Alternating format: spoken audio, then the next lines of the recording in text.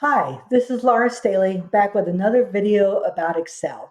Now, this video is going to be quick because this is one of those things that is fairly easy if you know how to do it. And of course, if you don't, the corollary is it's really hard. Sometimes people want to put line breaks into specific cells in their Excel files.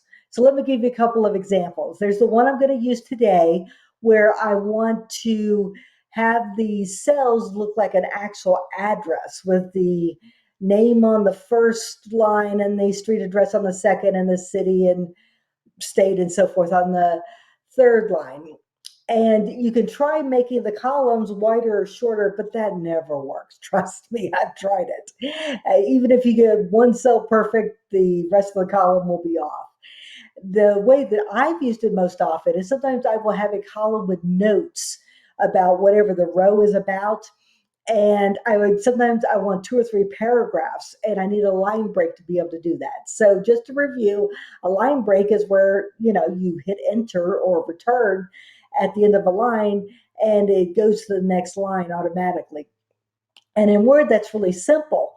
But in Excel, if I hit enter on my PC or you hit return on your Mac keyboard, it just goes down to the next cell, and that's not what I want. So the way I do it is I have to hit a specific combination of keys, which once you know it, it's really easy within a cell itself. So I have to be in editing mode. Now, to get into editing, now, to get into editing mode, I double click on the cell where I want to put the line break. So I'm going to double click right on top of the cell for Mr. Sherlock Holmes. And you can't see it, but the cursor is going between the M and the E in Holmes. And so I'm going to put it after Holmes and hit Alt. I'm going to hold down Alt on my keyboard and hit Enter. And that will push everything after my cursor to the next line. And I'm going to do it again and click after street and hit Alt Enter. Okay, now I'm going to go down and do that to the next cell. And I am going to double click on it, get it after Harry Potter, hit Alt Enter. I've got an extra space in there, so I'm going to hit delete so that when I make my column wider, it'll all line up. And then I'm going to click after drive and hit Alt Enter. And again, that'll all line up when I make my column wider. Now, I have one more. I have Mr. Bruce Wayne. And you can't see his whole address yet, but we will. So I'm going to double click.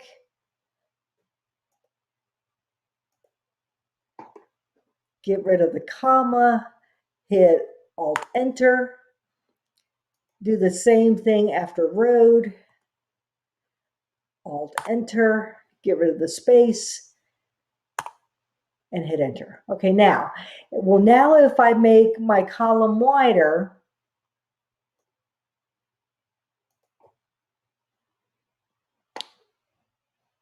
and it does have to be wide enough for all of the lines in the column. So, come on. There we go. Now you have them looking more like the addresses that they're meant to look like.